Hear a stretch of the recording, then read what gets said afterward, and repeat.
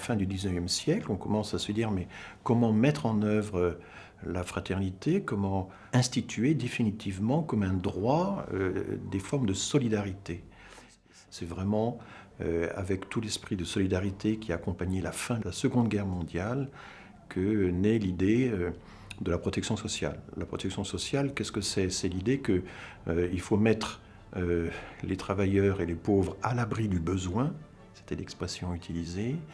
Il faut que tout ça se fasse par un système de répartition, c'est-à-dire qu'on cotise, on verse sur son salaire, une part de son salaire pour aider les plus démunis, notamment les personnes âgées. Ce sont les travailleurs qui versent chaque mois une cotisation dans une caisse. Les employeurs, de leur côté, versent aussi une cotisation. Et donc, les deux contributions réunies se retrouvent dans une caisse de protection sociale qui est l'assurance chômage, protection contre le chômage, l'assurance maladie, protection contre la maladie.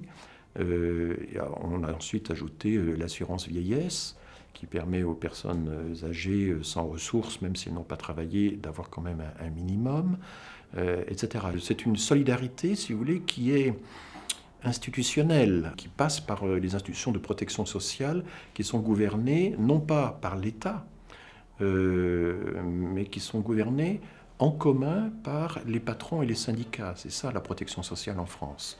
L'État intervient pour compenser les déficits budgétaires quand il y en a. Il intervient également pour compenser le manque à gagner des familles des femmes quand elles doivent s'interrompre leur travail pour avoir un enfant.